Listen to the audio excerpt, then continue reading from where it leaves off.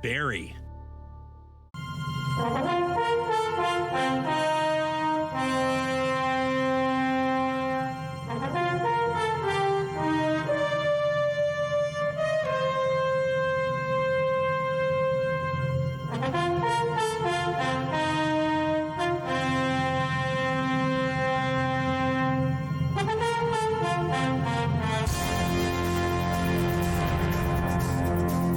Good evening, ladies and gentlemen. Welcome to the Midland Cultural Center, and welcome to A Day in the Life.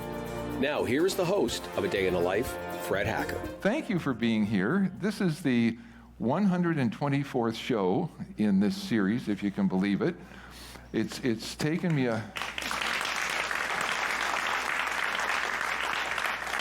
I've extended 123 invitations to MaryLynn that she didn't accept. But finally, in a moment of weakness, she has agreed to do this program. So this program is sponsored, and it is sponsored for the season and also for the individual show. So I want to just introduce you to our sponsors. First of all, our season sponsor is the firm of Bales, Dishaw, and Holloway, who are wealth management folks with RBC Dominion Securities. And I believe Michelle Deschamps and Jeff Holloway are here. Can I ask them to stand up? There we are. And our show sponsor is a little known organization in Simcoe County called Georgian College. So we're very grateful to Georgian for sponsoring this, and it's been great fun working with the folks at Georgian. And I do want to especially recognize David Bell and Aaron Chafe and Jackie Bailey, who have been really helpful in terms of making arrangements for the pre-show reception that we had and for this evening's program. I would be remiss if I did not introduce our own Member of Provincial Parliament, who we're very proud to tell you is the Minister of Colleges and Universities. Jill Dunlop, would you stand up?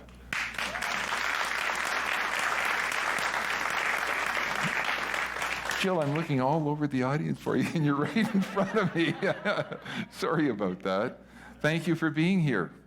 You'll find something out about one of your colleges tonight. Yeah. And now it's my great pleasure to introduce to you the CEO and President of Georgian College. Please welcome MaryLynn West-Moynes.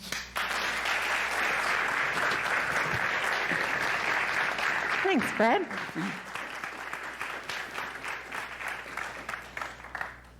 Welcome. Thank you. Look at that distinguished looking lady. You know, everybody's looking at her up there too. Isn't that exciting? Yeah, very exciting. Thank you for being here. Not a good way to start with sarcasm, is it? You know, not a good way to start. We're really glad you're here and really interested in exploring your life. And through you to our friends in the audience, I'll explain to you that one of the goals of this program is inspiration. Actually, one of the goals of the Midland Cultural Center is inspiration. So we're going to examine your life and the points of inspiration in it, the people, the events, the circumstances that have led to your very successful career. And we're also going to hopefully inspire some of the folks in the audience who may learn through their listening to your life story. And I will remind you that while we have a wonderful audience here, we also have a larger audience throughout Simcoe County on Rogers Community Television. So all 5 of the stations broadcast this program, so you can watch yourself ad nauseum. And for those in the audience who want to see the program, to see if by chance they got on camera, the program is also available on YouTube, and it's available on Rogers' many outlets on demand, and it's also on our website here on demand. So let's begin with you. Where were you born? Wawa. Wawa. Mm-hmm. My only claim to fame. Is it? Yeah. It may be Wawa's only claim to fame. Definitely not. Definitely not. I'd like you to tell us a little about your parents and the influence they had on you. Yeah, my parents both were raised in Northern Ontario. My mom had a chance to go to U of T. Pretty incredible when you think amazing. about that. She was there until the second year. Had to leave because her mother fell and broke her arm, and they were running a boarding house, and my mother had to quit school because her younger brother was in engineering, and he was going to make the living and she was going to get married, so she had to leave school at that time. So old-fashioned values. absolutely. And so she went to Hearst, where my husband's family, where my father's family is from, and that's where it all began. And how about your dad? Yeah, born and raised in Hearst, and his dad had a general store. Right. And I think, after they were married a couple of years, my parents wanted to, maybe make their own fortune, and so they got to move to the big town of Mishapicotton. Whoa. Yeah, which then became Wawa, Ontario. And that's what my dad began, with a men's and ladies' clothing store. Now, your mom, I understand, had quite an interest in making sure that her children got an education. Absolutely. Mom, second year at U of T, my dad had a grade 8 education, and they both were very much committed to making sure that all of us went off to get an education. Now, you didn't stay in Wawa as you were growing up. No. There was I would say I had one of those blessed family lives, but my father was an alcoholic, and in those days, the solution for them was that they split when I was in high school. I'm the youngest of 4 kids, and one of the things I always remember about my mom was we were never allowed to speak a negative word about my father, even though they'd gone through this difficult time, and they worked hard on that. So we ended up in Niagara Falls when I was in high school. Good for your mom. Yeah. Yeah. She's a pretty cool lady. So just backing up a little bit, you began elementary school in Wawa. Yeah. and if I understand correctly, your early academic career was not pointing towards your later success? No, not at all. Tell us about that, if you don't mind. It's a pretty nice way of putting it. Yeah, when I was 18 months, I actually burnt my arm quite badly. And if you lived in a northern community, what they did was they flew you out to get medical care. And so, I got put on a plane and I got sent to Sault Ste. Marie. My parents came to see me once, and 2 months later I got sent home again. And so I think I was babied a fair amount when I got back home. I was the youngest. And then I had Scarlet Tina when I was 5. So I was the tallest in kindergarten, Fred. And they tried to fail me in kindergarten, grade 1, grade 2, grade 3, grade 4, grade 5. When I brought my report card home at lunch in grade 5, my mother said, "You have to take it back because I think they made a mistake. I had actually passed."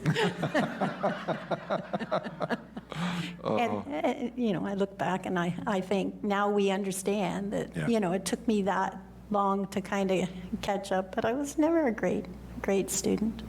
Well, you made a comment when we chatted that life experiences influence learning experiences, and I thought that you're a great example of that. Yeah. I mean, when you look at how people learn, some people have a natural gift and learn quite easily, and they often leverage it. And then other people, I think they learn persistence. Mm-hmm. And that persistence can be an equalizer. For sure. Tell us just quickly what some of the activities were that you engaged in as a young child. I grew up in a community of 5,000 people, and in those days, the government had money, so we had skiing and skating. And I actually, in grade 9, had a snowmobile that I could drive to high school. Wow. I mean, there was just, my brothers were into fishing. They had to take me from time to time. They didn't really like that, but we had a movie theater. You name it. We just had this great community life. And if I have the chronology straight, then you were in secondary school in Niagara Falls. Yes. Yeah. And That didn't go very well either. Are you going to tell them about that? Good for you. So you made a decision in grade 13. Yeah. We're both old enough to remember grade 13. Yeah.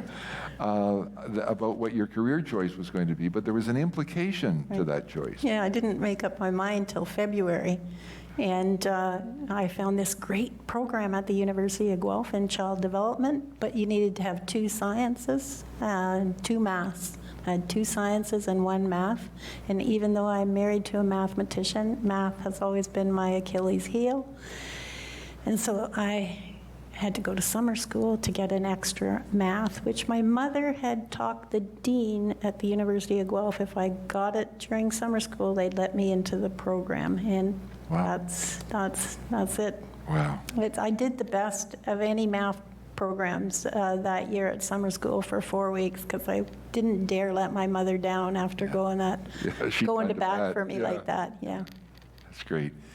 Tell us about the University of Guelph then. Great experience. A lovely place. I actually was accepted at U of T, and they'd offered me actually a scholarship, but I was supposed to meet the dean. Did I tell you this story? And I got lost trying to find my way to his office, and so I phoned my mother and said, I can't find his office. I'm going to the University of Guelph.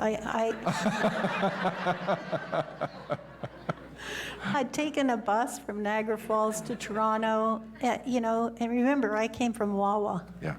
Right? I thought Niagara Falls was a big community, and it's an important thing. Find a post-secondary institution where you feel comfortable, and that's where you're going to fit. And I don't regret that decision. Well, I've heard of people making worse decisions about where they go to school and just getting lost in the way to find the president. So while you were there, you were in the child development program, and there was an interesting character who entered your life at that point as a supervisor. Yeah, because I was doing child development. They had a lab school, so they had a preschool program, and we did observation, and the instructor was a guy by the name of Robert Munsch. Wow. Yeah. So I knew Dr. Bob, as we called him. Yeah. A fascinating life story. Even then, he'd been a Jesuit priest, and he was incredibly talented with young children even then. So I knew about Mortimer and Clang Clang Rattle Bing Bang way before they ever became great stories. And I think I shared with you, Fred, that I had an opportunity later in my life to start a workplace daycare center in Oshawa in a high school where there were a lot of teenage mothers who we just felt a daycare in that school would make a difference in the early 90s. And he came and did a concert for us to help raise money for that school. Pretty impressive. Yeah.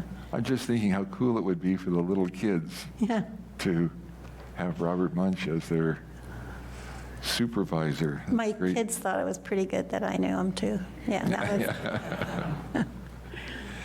Now, we're not going to go perfectly chronologically because I'm sort of going to go do a little thematic. It's pretty boring too, Fred. No, it's very interesting. No, I'm on the edge of my seat. But let's pursue your academic career, and then we'll go back and pick up some pieces, if that's okay with you. So, some time after, and we'll pick that up later, you went to you did a master's program. Right. And again, your choice of institution surprised me. Yeah. Well, I was working at Durham College, and Central Michigan University had created a master's in education that they were offering in Canada in a cohort. So Right. there were 25 of us start, and they did it on weekends. And, you know, when you're a young mother and you've got kids and you're working, you know, it's a great way to get a master's. And unfortunately, it took a while for Ontario colleges to sort of get in, Ontario universities to kind of get into that game. So that's, Central Michigan came to Canada. Came to you. Yeah, came to us. Yeah, it was great. Yeah. And they brought professors from Arizona, Boston, Miami-Dade. I mean, we got this fulsome with also professors from the U of T. So it was an amazing program. Hard work. Give my husband half the credit for me getting that credential because our kids were little, and you know, sometimes I'd want to lock myself away in a room and life was falling apart in the household, but you know, we got it done. And what was your day job while you were doing that? Through that period, I began teaching, and then I went into administration and had a nice little research grant, and by that time I'd become vice president of communications and marketing at the institution. I'm amused at the story about your application, your original application at Durham College. Yeah, the first, so I get called. And, you know, I'd been working at this workplace daycare center and loving it, by the way, but college was starting an early childhood education program, and I get called, and I'd applied to be a faculty member there. And when I get at the interview, they say to me, have a seat, and they'll be ready. They're just running behind on the administration interviews. And I said, but I'm here for a faculty interview, right? And they said, no, you're here to be interviewed to be the administrator of the program. And I think my face must have dropped, Fred. And actually, the guy was a tall guy like you. You almost actually looked, I remember his name was Clive Wells, and got to be really good friends with him. And he said, just let me check. And he comes back, he says, no, you're not here for a faculty interview. Do you want the interview? And I thought, well, I'm here. So anyway, they gave me the job. Wow. Yeah. Which was better paid, but by Christmas I managed to work my way into faculty because it's something I really wanted to do. I'm also interested in how you came to pursue your doctorate. Yeah. Well, I had the privilege of working with a great mentor, a guy by the name of Dr. Gary Polonsky. He was the president of the college, and we'd worked together on a number of initiatives, including the start of a new university in Oshawa, now called Ontario Tech University. And so, I tell everybody I obviously don't know how to write a business plan because I helped write 3. Usually you only write 1 business plan, but the 3rd business plan, actually, we got a university funded for the community. And when that was being announced, there was a professor from the U of T who Gary introduced me to. And anyway, at the end of the event, he came by and he said, you should be doing your PhD. And he and the president sponsored me into the program. So Wow. That's great. Pretty cool, eh? That is cool. Yeah. Yeah. And where did you do that? At the U of T. At the U of T. Yeah. Okay. Mm-hmm. My mom really liked that. Yeah, I'm sure. Now, you were at Durham for a while, and the story of the new university is interesting. Can you share with us, and I'm sure the minister's not listening, can you share with us how much the new university costs? Oh, way too much money. Yeah. Yeah. So I think at the time we said it would cost $240 million. And you got to remember, that we were applying for that in the late 90s. So we did get $240 million capital and then operating money to start that university. They have 10,000 students there today. It's pretty impressive opportunity, but what a ride. I have to tell you, and ignorance is bliss, because we knew that was a need for a community that had about 1.5 million people, very high density. Driving into Toronto was getting impossible, and so they now have that university there, and it's been quite an experience for me, but so many great stories from that, like hiring 8 deans and our president getting the check at the end of a year and had to cash it that day, but on the way out of Queen's Park, it fell out of his pocket. I'm talking about a $120 million check. And us walking through Queen's Park, we found the check. But wow. I made him go in the men's washroom to look. I didn't do that. Good. Yeah. But, it's, for me, that is the biggest lesson I got from that is, don't be afraid to dream. Like, who could think that you could start something like that? But if you believe in it and it's the right thing and you stick to it, that persistence word, right? 3 business plans, 8 years working with the government, and I think our minister would be kind of pleased that it was a conservative government that started that university. Yeah. Well, that 8 years and persistence is about what I went through to get you on here as a guest.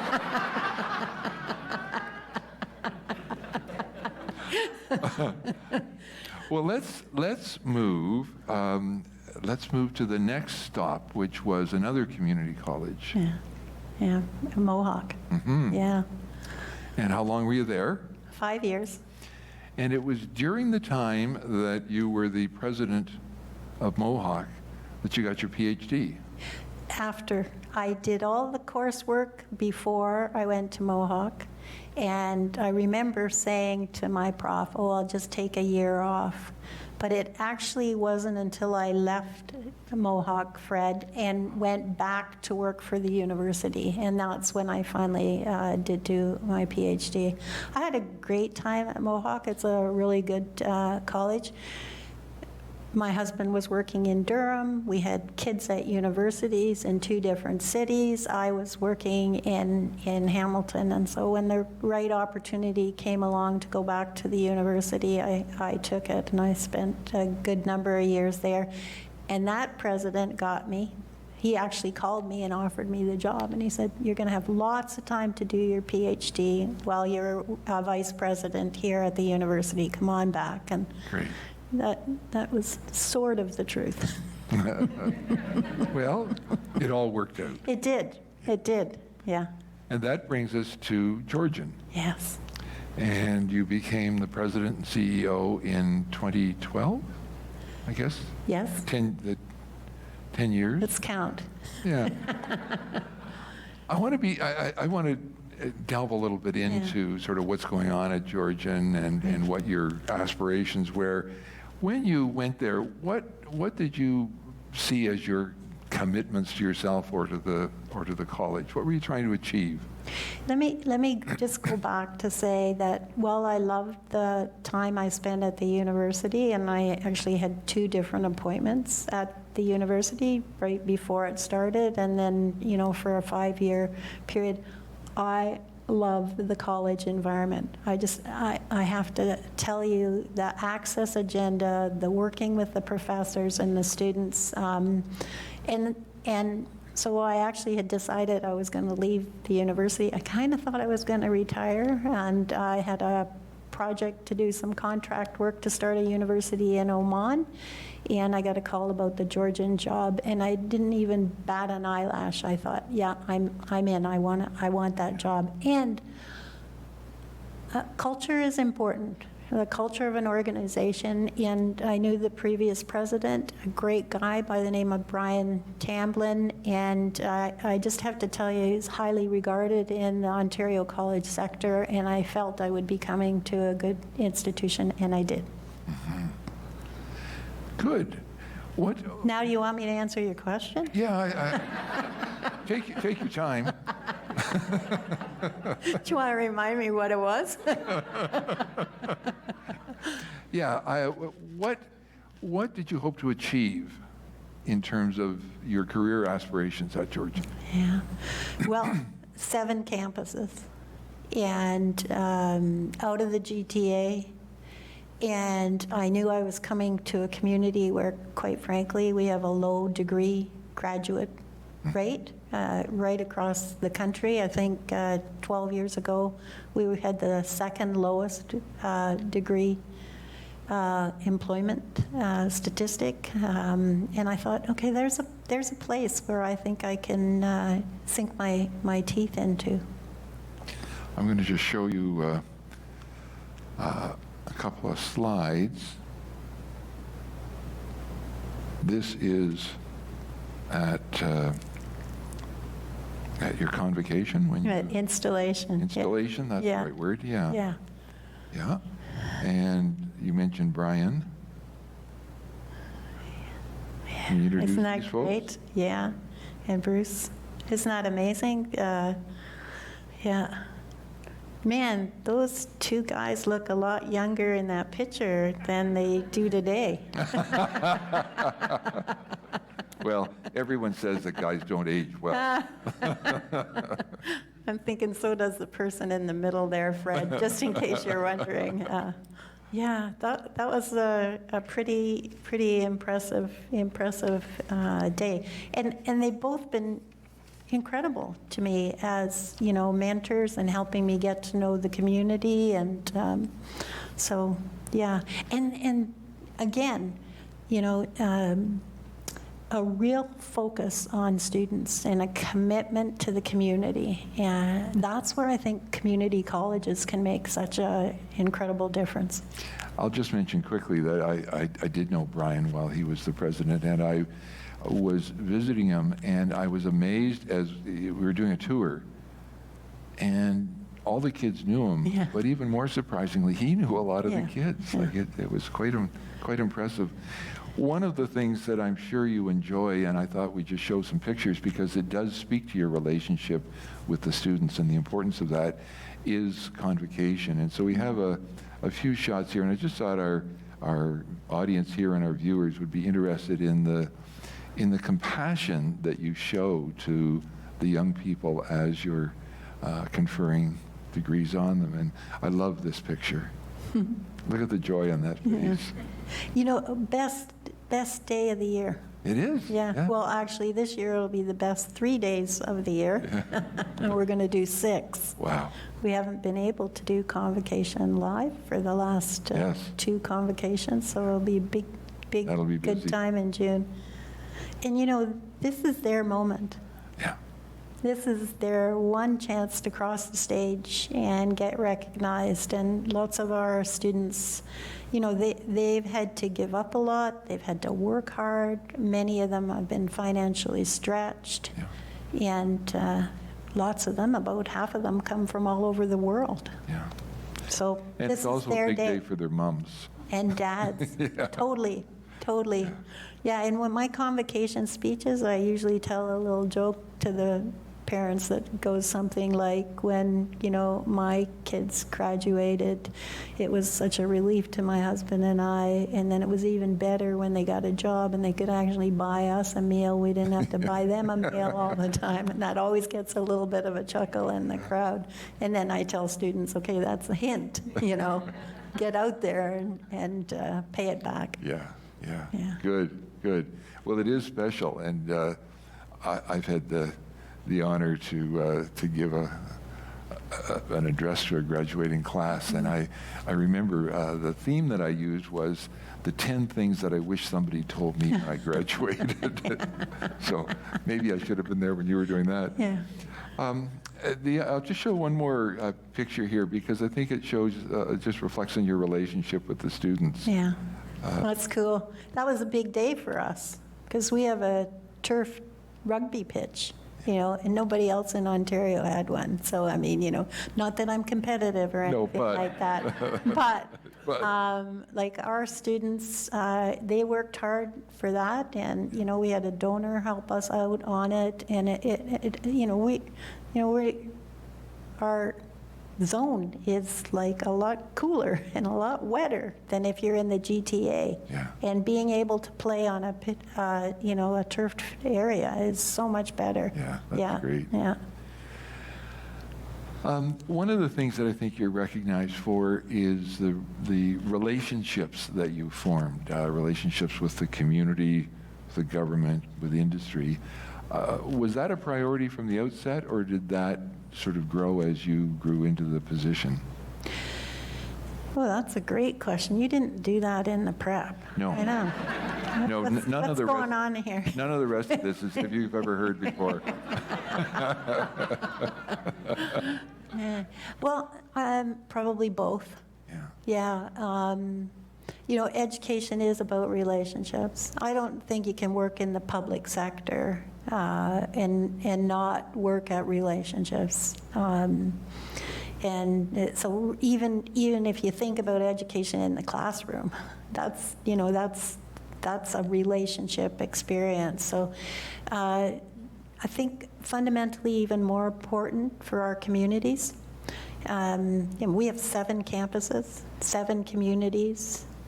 Way too many mayors think I should have a campus in their community. I think the warden might be here tonight, and I think, every warden thinks I should have a campus in their community. And I get it, and I understand it. We have to build the relationship that people believe they own the college, that Georgian is their college, no matter where the location is. Yeah. It belongs to them, and that we're just the stewards to make sure that we're providing the graduates that you need. Yeah. I want to review with you some of the achievements, and I don't want to embarrass you, but I think many people will know Georgian, but perhaps not know the many exciting things that have happened during your tenure as president and CEO. So I want to begin with the fact that you launched 37 new programs while you were at the helm. And I understand that to be in response to industry and community needs. So my question for you is, how do you find out what the community and industry needs? Yeah. Well, first of all, I didn't launch anything, Fred.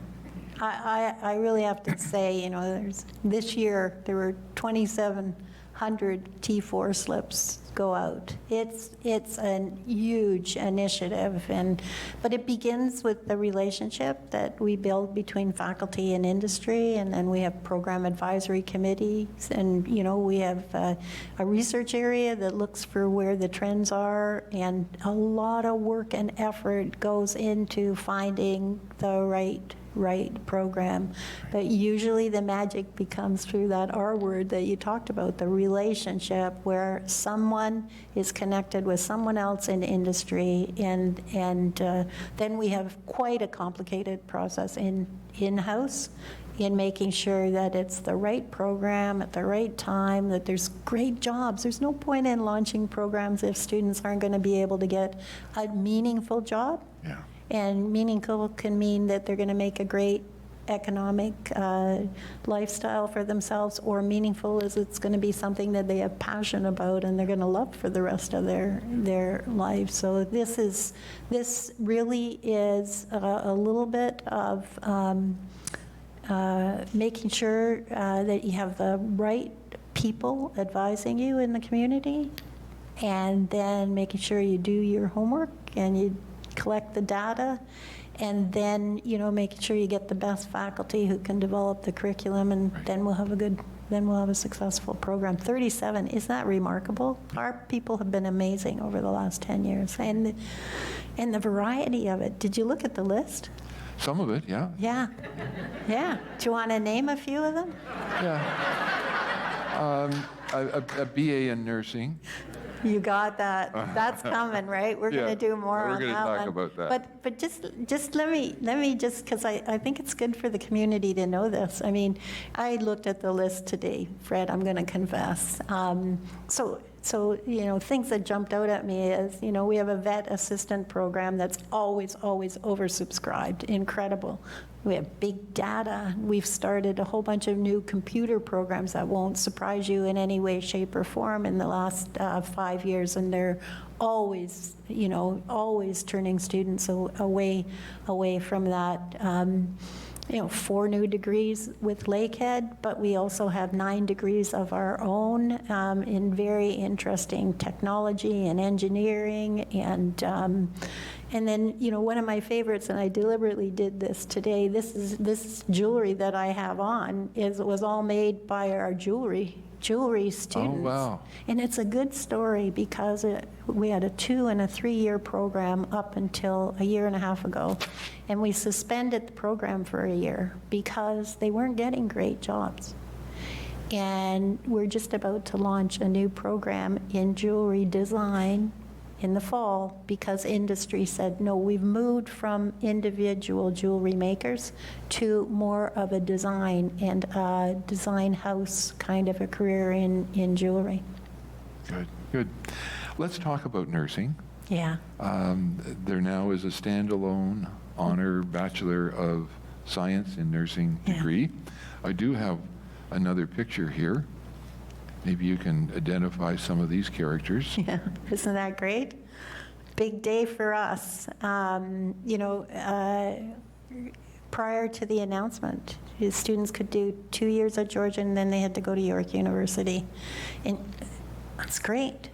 But if you live up here and you have children, you can make it to Georgian to take the first 2 years, but then what do? Put your life on hold, to go to York, and then how do we get them to come back and work in our community? We're losing our talent, and it was wrong.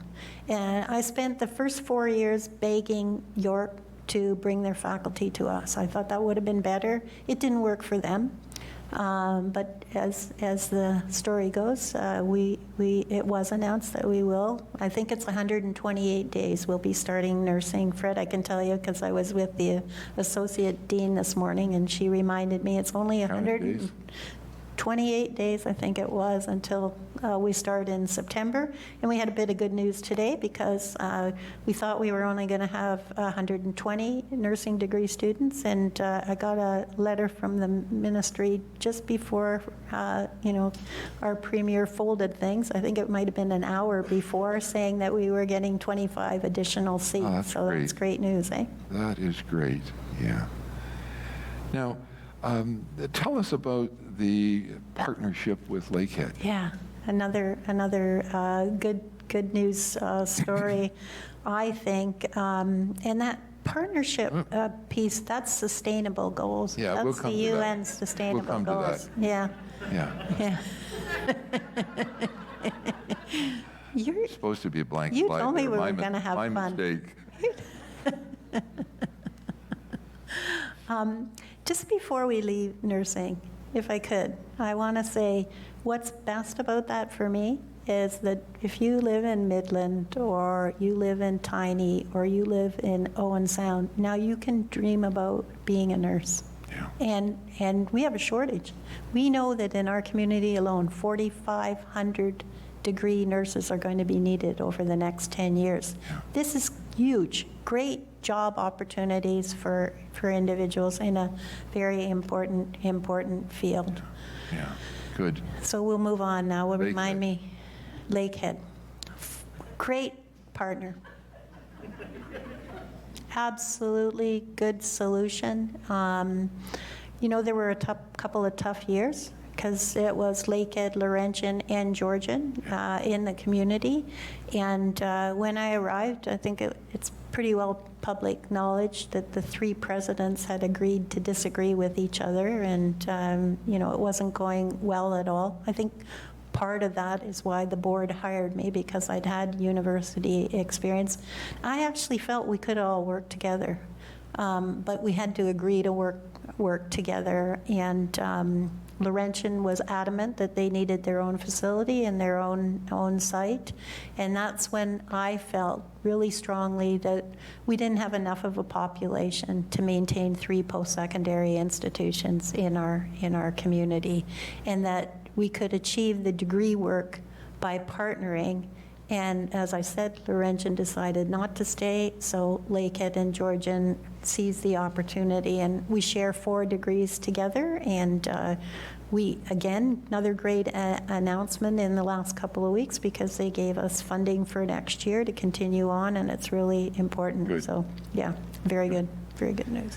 You mentioned earlier about the 7 campuses. Yeah. And I think the significance of that is apparent to all of us. I mean, here in Midland, we're very proud to have a campus, and I'm sure they feel the same. I'm just wondering, how does somebody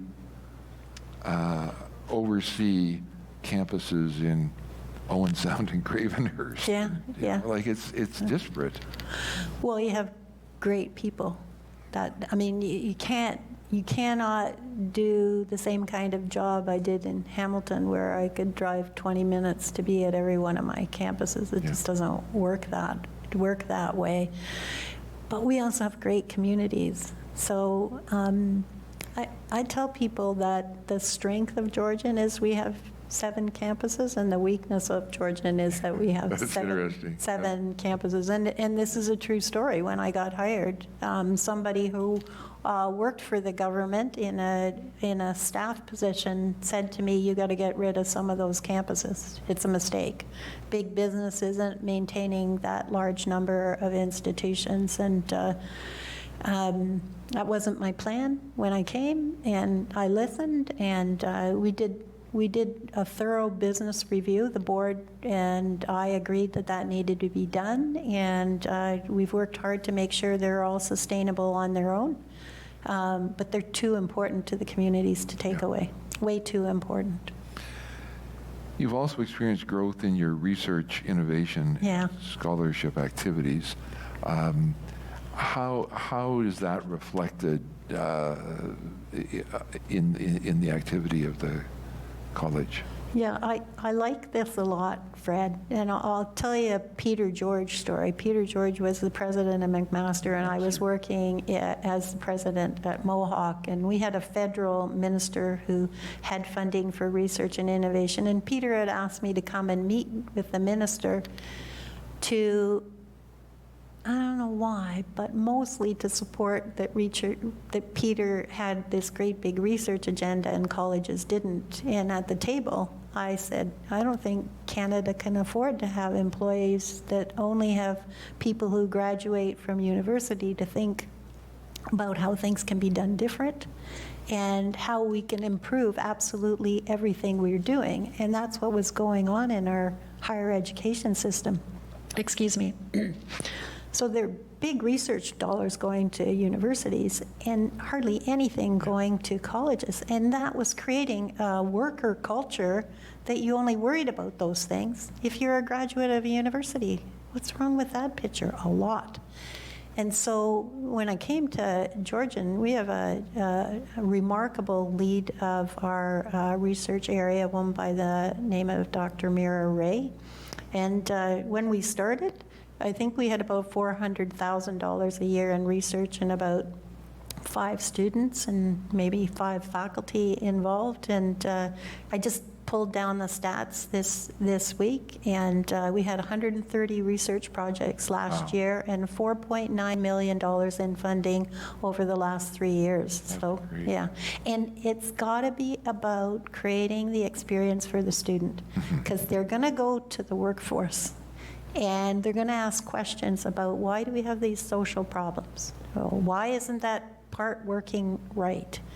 How can I find a way to improve it? Or how can I find somebody else who knows, who can help me find a way to improve it? That's the kind of talent that people want coming to work for them. There have been some awards given to the college. The Entrepreneurship Center received a significant award. I love the Entrepreneurship Center. So do you think we have time that I can tell about Henry Bernick? Sure. Yeah, so, great man, yeah, and obviously we got one person in the audience that works in that center, yeah. I think it's someone who's related, maybe? Could be. So, Henry Bernick gave the college $1 million to start an entrepreneurship center. He was a land developer. He had a lot of property in our area, but he had written a book about being entrepreneurial. And when I came, I have to tell you, I was really pleased that he agreed to mentor me. He was 87. And I think I mentioned to you when we were together that he and my mom were at U of T at the same time. So Amazing. I just love Great this story. guy. I mean, so, what he believes about entrepreneurship is that you need to create jobs to create wealth, and that people create jobs, and that we need to teach people how to be entrepreneurial. And we weren't doing that in our society. We believed that either you were a business person or you weren't. And so we formed the Entrepreneurship Center. The award they received, national, international recognition for being a top incubator, and it's because they provide networking, they provide opportunities to connect people. They have, I think, 60 peer mentors for if you are interested in starting a business as a student or a community member. They'll find you a mentor in any aspect. If you want to take something and export it to another country, somebody who can help you with that. If you have intellectual property, they have someone who can help you with that. But also with how do you learn to run a business from one employee yourself to many. Yeah. And then that has grown from companies that already have 5 or 10 employees, and now they're trying to upscale their business. So I think the number was something like 364 active individuals and companies are involved with the Henry Bernick Center today. And if you just want to get a taste of it, they have a YouTube site called the Henry Bernick YouTube site. And I think there were like about 200, maybe 240 videos. I had a quick little look today about everything you could imagine that was entrepreneurial. And it's about creating this whole thought process about how do we create jobs. Yeah. So very cool. It's wonderful. There's also an award for social innovation. Yeah. Tell us about Yeah. that. Well, the good story about social innovation is it was born out of the Entrepreneurship Center, because I'm a brand new president, and I come and we have this gift to start a center, so we decide we're going to meet with 100 business people, and we did. And actually, my board members joined me, and we had these group sessions with entrepreneurs about what should we do to teach people to be entrepreneurial. And so that was going very nicely, thank you very much. We were getting great advice. And then I go to the Aurelia campus where we mostly have social science programs, and I say, we're going to be entrepreneurial. And someone said, keep that business stuff away from our social science programs. And they caught me off guard, I have to tell you. But I said, look, I started my career working in a daycare center, and we had to bake cupcakes so that we could buy toys for kids.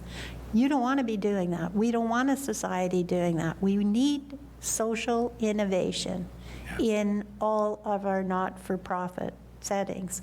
And there were a couple faculty members in the room who called me the next day, and they wanted to chat. And so we are now been awarded as an Ashoka Changemaker institution. We've received a couple national awards for that. There are only 7 Ashoka Changemaker institutions in Canada. Ryerson, now I think it's called, just changed their name 2 weeks ago. Toronto Metropolitan University.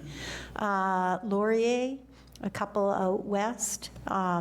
One of the faculty members is now a woman by the name of Susie Addison-Tour. She's on the National Global Networking Board for Ashoka. So, and we've got one of the faculty members assigned to work in change making with us here tonight. So, listen, you know what? This comes back to that research and innovation. We need to have graduates who believe they can change the world. and help them learn that that's not just a dream, that there are tools, there are techniques, there's ways you find others that can help make that happen for you. And totally, if there was only one thing that we could change, we could teach students, I would say change making should be number one. Yeah. That's good. Now, I am now going to get to use this next slide. Yeah, I thought you were going to tell me to be more brief. No. This is sustainable development. Right. So one of 27 institutions in Canada that have signed up for the United Nations Sustainable Goals. And this fits with the change making. We should be worried about the environment, about sustainability, about, how we're growing food, and that the fact that people don't have food to eat in the world, and how we can have better peace. And we've signed up, made a commitment in 10 years to work towards the goals. We've just started, and in fact, I was at a national conference last week in Halifax where we were talking to about 11 other institutions, trying to get them to sign on.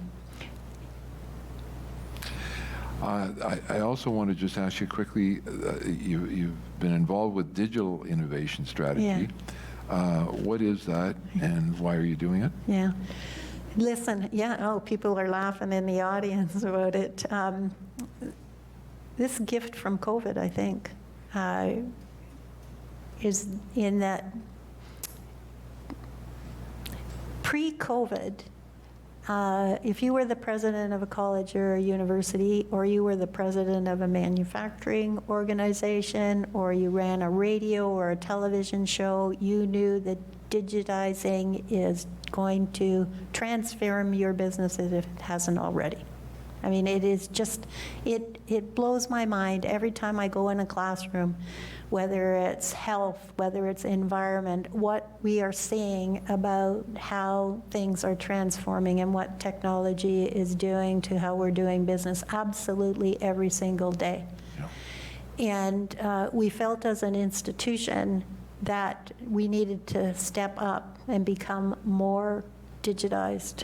And that's not just about how we teach in the classroom, that's about how we do our own business and how we provide service to students. Because I actually think the future in higher education is using technology in a whole different way to enhance learning, not to replace what's going on in the classroom, but to actually enhance it.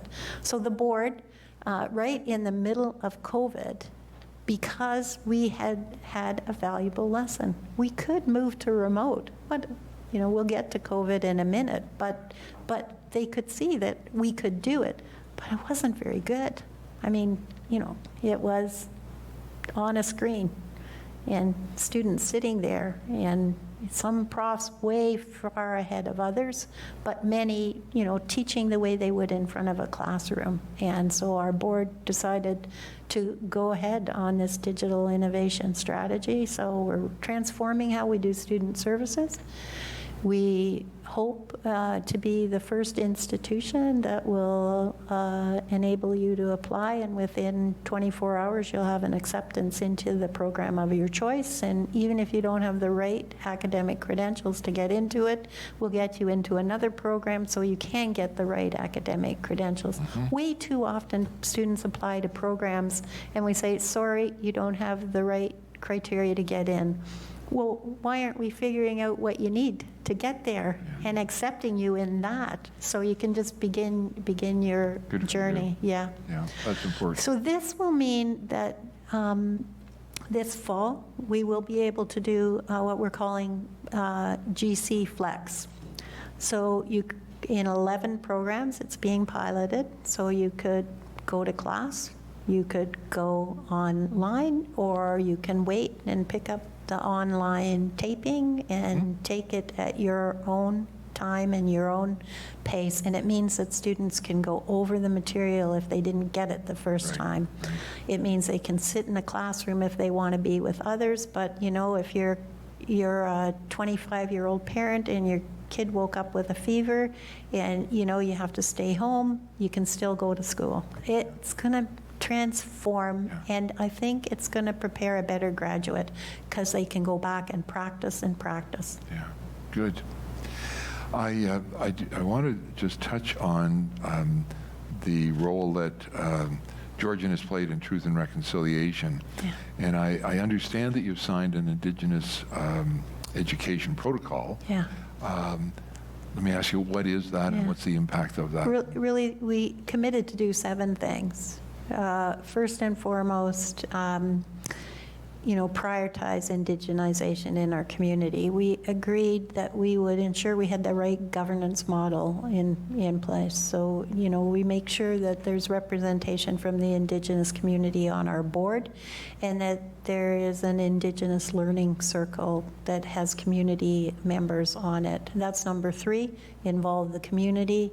Number 4 is to make sure that you create the kind of environment, a safe place for Indigenous students, and we have 4 Indigenous centers. By the way, I'm going to tell you the best thing about those centers is they're great for our Indigenous students, but our international students love them as well. They're, it's quite fascinating. And number 5 is make sure we hire Indigenous staff, and we've done that to create the right environment. And then the one I like the best is make sure that indigenization is in the curriculum. So I've been thinking about this for a long time. The best thing that we can do, I think, in order to move forward in a more cohesive way is to understand and appreciate our history. And I don't think we know enough about Canada's Indigenous history to even begin to appreciate this. And didn't we all wake up to something that we're very embarrassed and saddened by in the last 18 months that we didn't even know about? So, we've got to make an effort to know more about the people who founded our country. That's all there is to it. We had a guest on this program probably in 2015 who had recently written what he considered to be a definitive history of Canada, talking about Conrad Black. And Canada had no people, according to his book, until the white man arrived. Yeah. And that's a recent history of Canada. Yeah, but that's sad. Yeah. Yeah, it's a very sad, somebody said to me the other day, everywhere I turn, we're hearing about, truth and reconciliation and all these stories. And I said, we have to realize, we're still grieving the Holocaust. Mm-hmm. And we should be, right? Because we want to make sure that future societies doesn't make the same mistake. Well, we've got a lot to grieve about how we've treated our Indigenous colleagues, but so much more to celebrate. And I think that's the truth and reconciliation. We've got to act on the celebration side. We've got to start telling stories and learning from the good things that come from the Indigenous community and sharing that both ways. It's interesting that you're analogizing that to the Holocaust, because in Germany, every high school student must attend a concentration camp. Right. And when you arrive, in numerous languages are the words, never again. Yeah. We have to take that same approach to what's happened in Canada to our First Nations. Not with us any longer, but up until 2 years ago, one of our vice presidents, a woman by the name of MaryLynn Fifield, and had been with the college forever, became quite involved with our Indigenous programs, and she did a 7-day stretch in the woods to understand that important alone time. Good for her. Yeah, amazing, eh? It is. Mm-hmm. I'll just ask you to comment briefly on the work that the college is doing on equity, diversity, inclusion, and belonging. Yeah, a little bit like Indigenous, way too little time been invested on this, I think, in the Canadian society. And we have a shortage of people, and we need to bring more people into our country. So got a grant a couple of years ago, $400,000 to help advance equity, diversity, inclusion, and belonging. And I guess, my position is we have to stand up and have the tough conversations about, how people are feeling, and are they feeling that they belong to an organization regardless of who they are and where they came from. And the answer is no. To my embarrassment, probably on my street, in my community, at my college, in Ontario, not everybody stands up and says that we're treating them well. So you have to have the tough conversations. We've got to train people. It's got to be in our curriculum. We've got to make sure students are understanding it. We got to do way more research on it. And it's not easy work, because what's happened is we have a whole bunch of different silos that have created, and even those barriers, as people are kind of struggling to be more recognized, it just comes down to a simple thing, Fred. It's called respect. Mm-hmm. And wanting to know people better. I mean, you're spending, your current years getting to meet people and understand who they are. That's what we need to do way more of. Mm-hmm. Mm-hmm. And you've hired a director. Yeah, absolutely. Because if we don't do that, Fred, it gets left on the side of the desk. And it's a big institution, and we're going to probably need a lot of training and a lot of staff working towards this, because there's going to be individual journeys. And some people are going to put their hand up and say, I want to do that right away, and we're going to have other people who are going to come kicking and screaming to the dance, yeah. Because that's just human nature. But if you think something's important enough, you got to give it to somebody to make sure it gets done. Yeah. I'd like to spend the next few minutes introducing people to Georgian. And I know that many of our friends here who are at our live presentation are very familiar with Georgian, but there will be people watching us right now who are going to say, what is this Georgian College? Or I've heard of it, but I don't know much about it. How many students do they have? Who teaches there? So can we kind of hop, skip, and jump through some facts just to lay a foundation for those people? So how many total programs are offered by the college? I think last week we had 2 more approved, so I think we're about 162. And how many people on your teaching staff? You mentioned a number of... Yeah, there's about 2,700 T4s last week, and I had a little look this week. It looks like we have just over 1,100 folks who teach for us, full-time, part-time. Okay. So what are the tiers of staff? Yeah, so you can be part-time, you can fill someone else full-time contractual workload, but you're still part-time, or you can be full-time. And is there tenure for faculty in the same way as there is in universities? No, we don't do that, but the penultimate is to become a full-time faculty member. What academic background do your staff need? Yeah.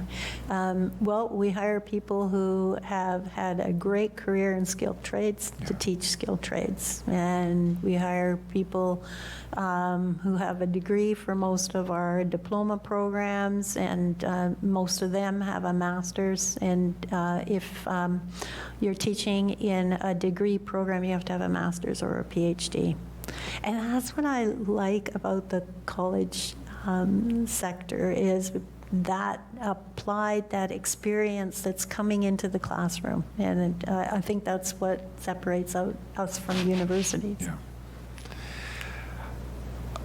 Did the number of staff include non-teaching staff, or yeah. So that's the total? We have about 1,200 support staff working through a large, varied array.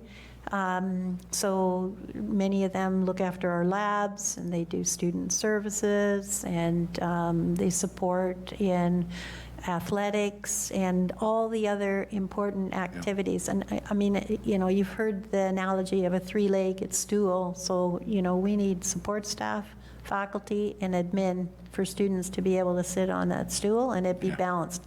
Nobody's no more important, that's two negatives. So there isn't anyone who is more, there isn't anyone more important than the other for us to be in balance.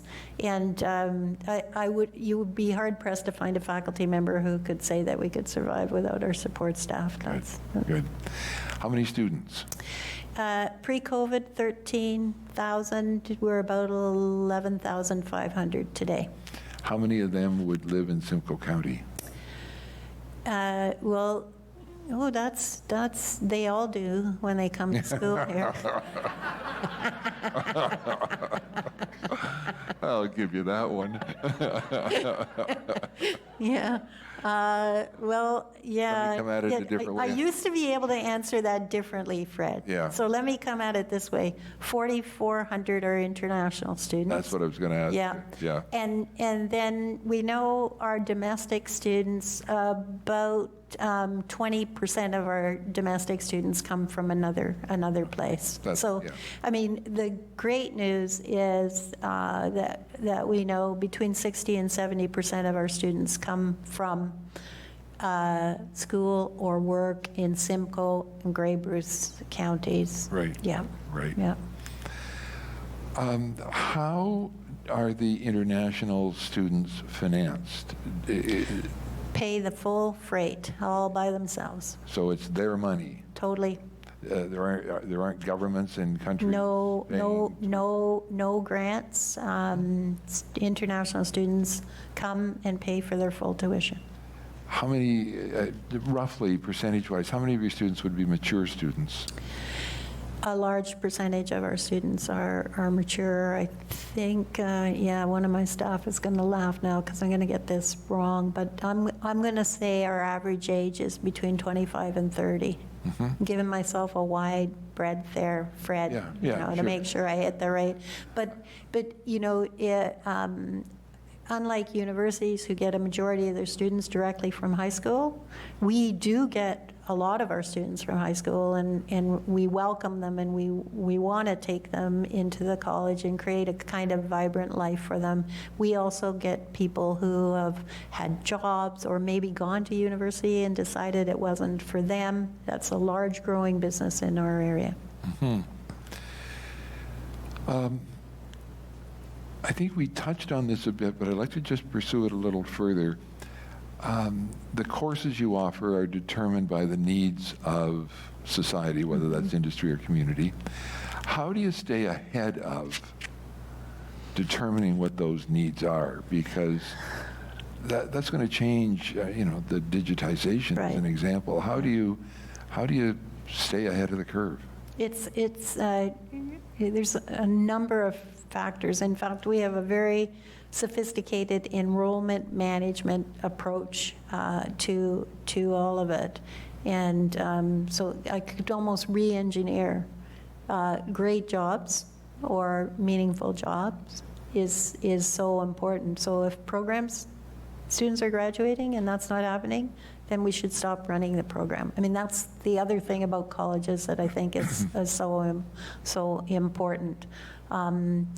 So we need to make sure that we're going to get placement opportunities. We need to make sure that it isn't just a thought. When investing came into practice way more in the 90s, at Durham I launched a program on how to be an investor, 2 years, and then when we realized that nobody wanted to hire a 19 or 21-year-old person to invest their millions of dollars, we realized, okay, that was not the right approach to that particular program. So we do market research, a lot of time spent on market research. We find out what our competitors are doing in the field.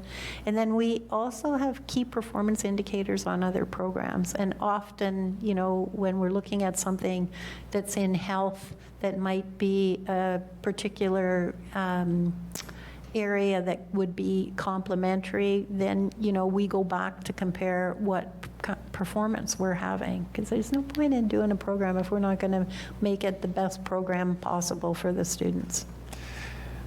By way of anecdote, back in the ISO heyday, I heard a story that I've never forgotten, and that was that an American, large community college in Michigan decided that they would cut a program, just a course, that they would cut it because only 5 students subscribed for it. And it turned out that those people without that course could not get a job in the area they wanted to work in. It was pretty refined, but industry really needed people doing that, and the decision was made, well, we can't afford to do it. What was ironic was when they studied it, they realized that by the time they chopped the course, there was nothing for the professor to teach, and there were no other courses for those students to pick up. Yeah. So not only were they deprived of the course they wanted to take, but there were a bunch of idle hands because of that decision. So I've always wondered about how those decisions are made, and thank you for clarifying that. Just to finish our exploration of Georgian, tell us about the Midland campus. How many students are here?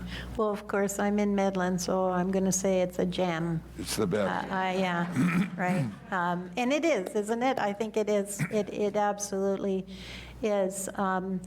So it started as a research institute. I know that very well. I was involved in that this story, and one of our retiring professors told me that he started to be the facilities manager for the research institute, and then he was part of the transformation to what it is today. So we have 4 technique programs there: welding, marine engine. By the way, the only marine engine test shop in Ontario. I mean, if you love boats and boat motors, go there. You'll just drool. I've been there, yeah. You know, and they get some other toys in there along the side, too, that's kind of fun, welding and plumbing. And so that's about 150 students in those technique programs, and then we have about 450 apprentices that go to the campus.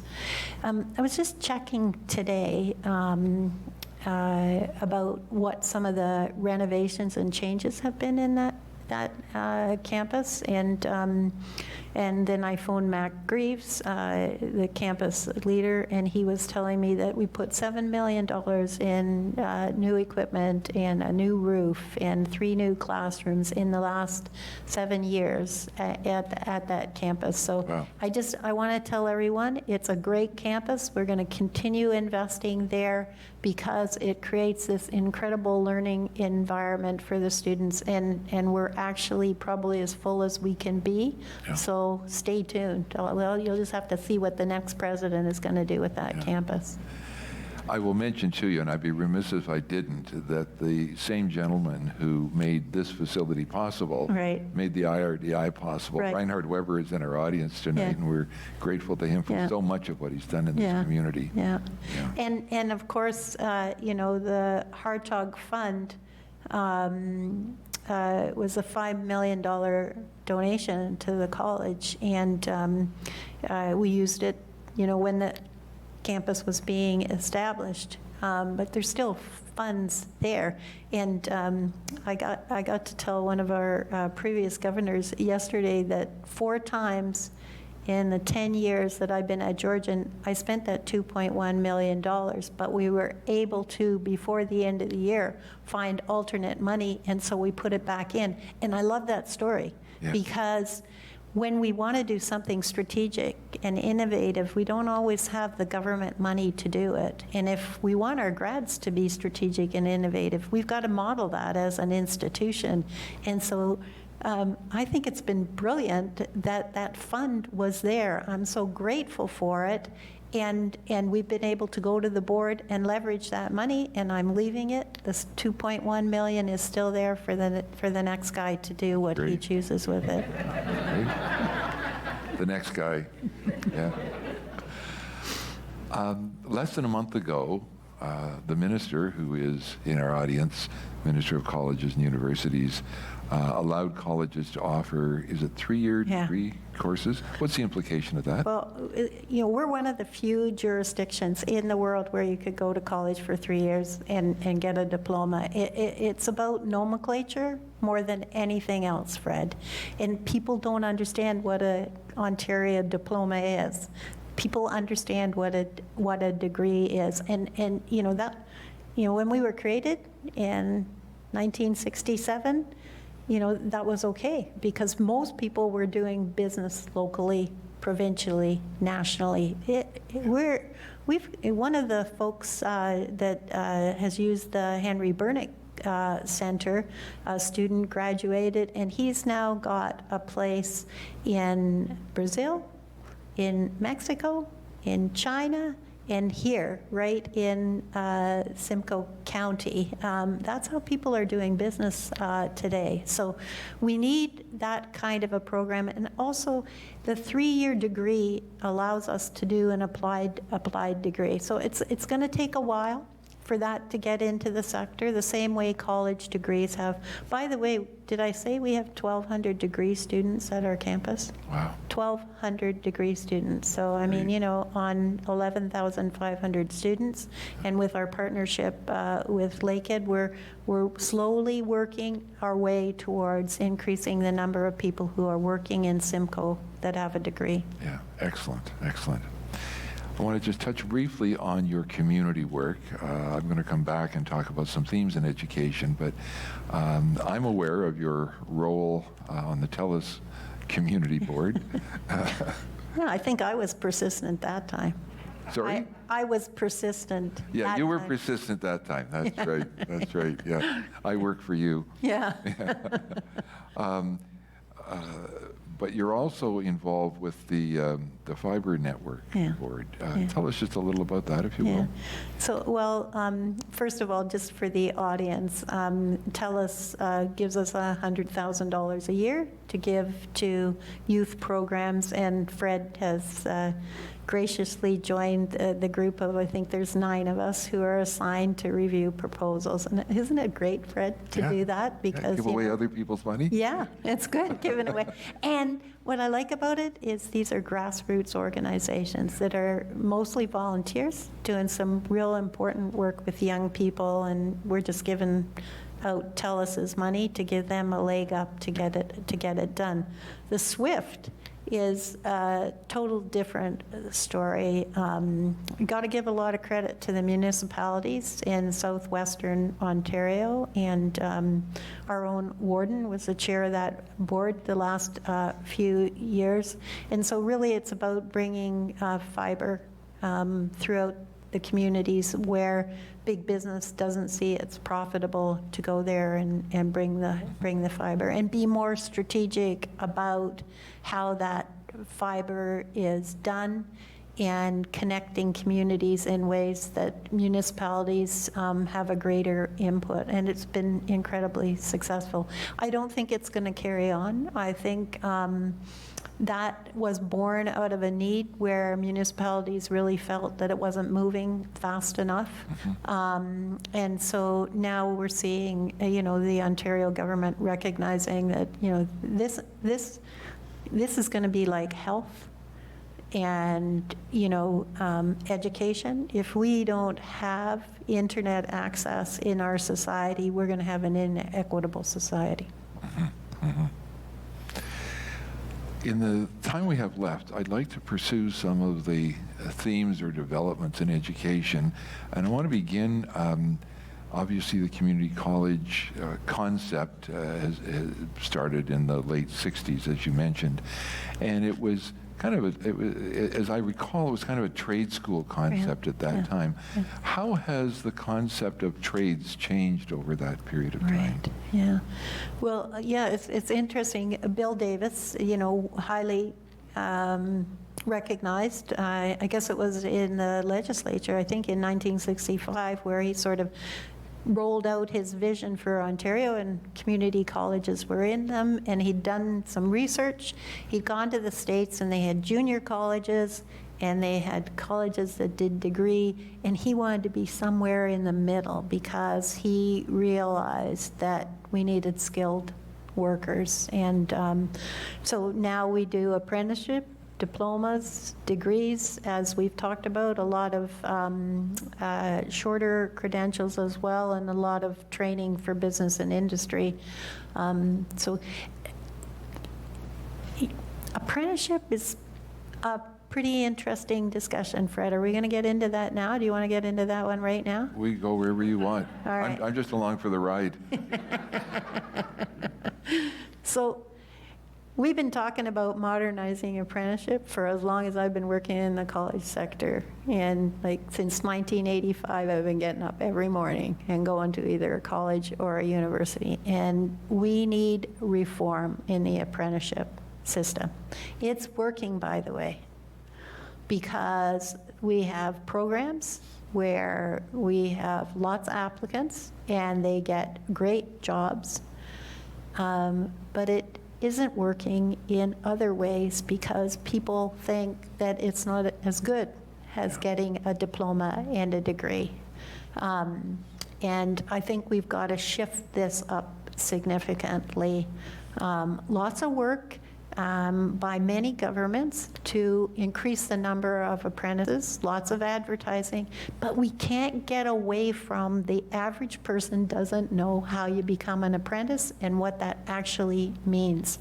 And I'm a big proponent that I think we've got to bring apprenticeship into the higher education system. And so, you know, when someone says they're going to college or university, that being an apprentice is just as understandable about that right now. It's really hard for a young person to find a job before they can become an apprentice and go on the journey to do that. Last government has done a good job trying to improve it, but we're tweaking around the edges, and I think it's time to stand up and modernize apprenticeship.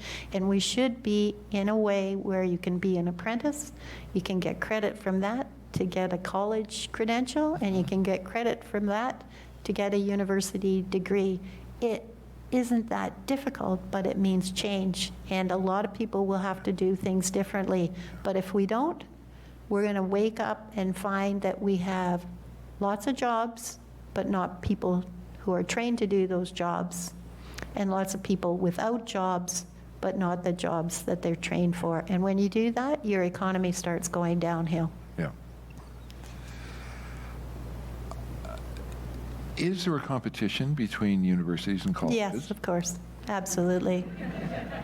Has society come to recognize that some of the programs offered at colleges are competitive with or better than universities? Yes, and vice versa.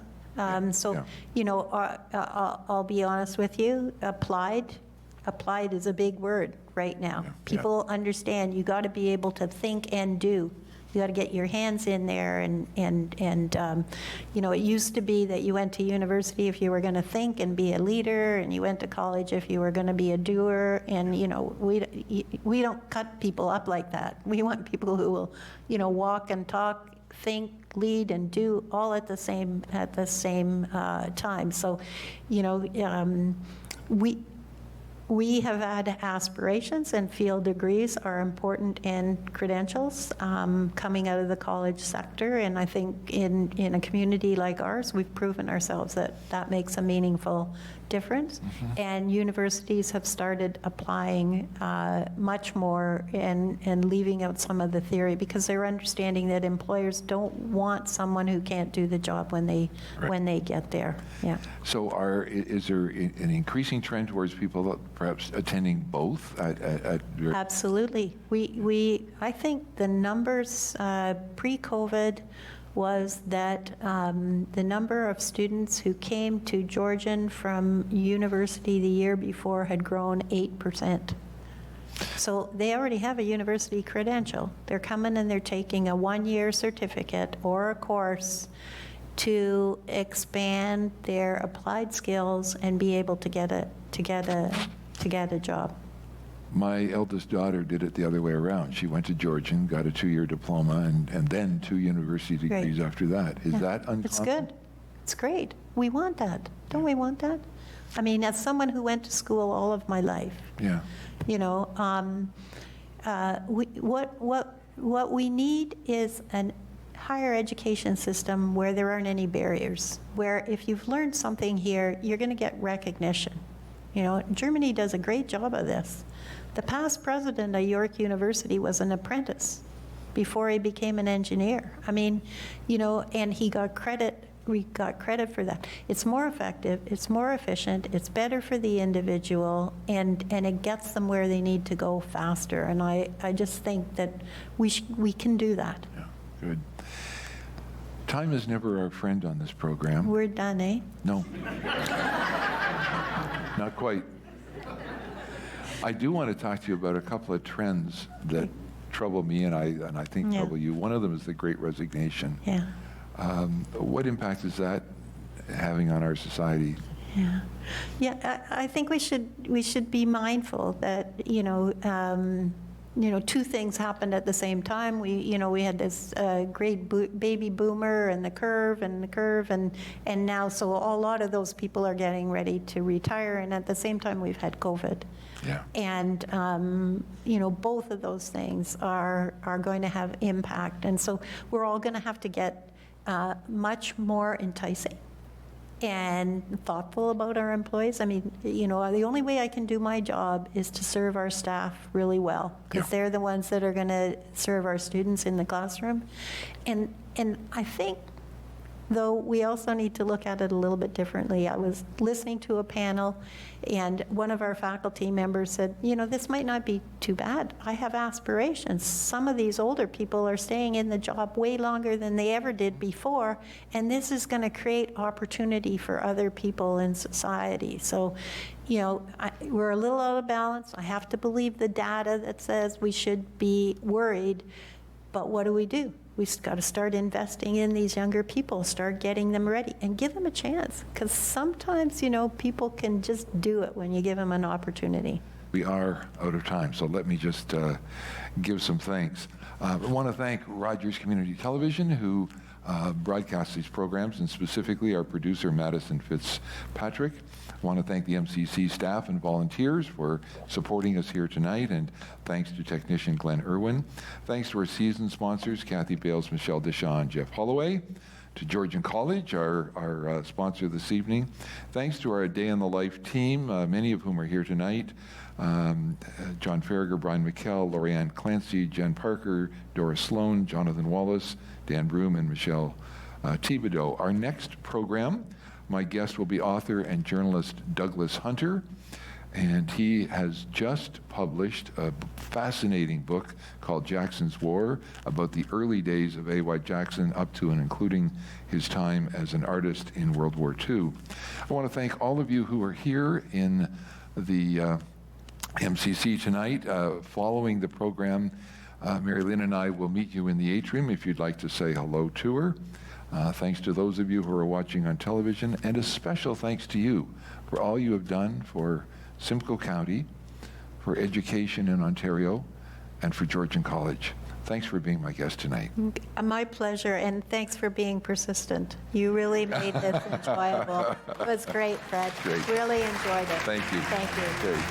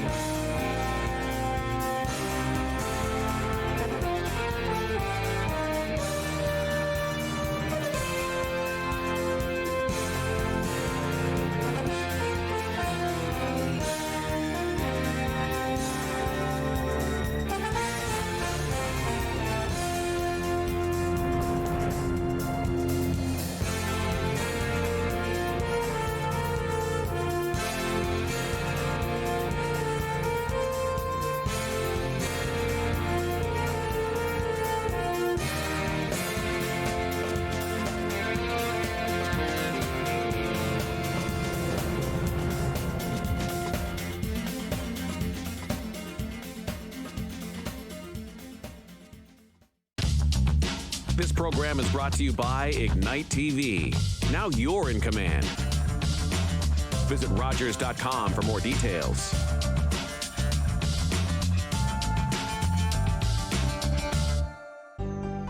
Call the Rogers TV Viewer Response Line. Email us or connect with us on social media.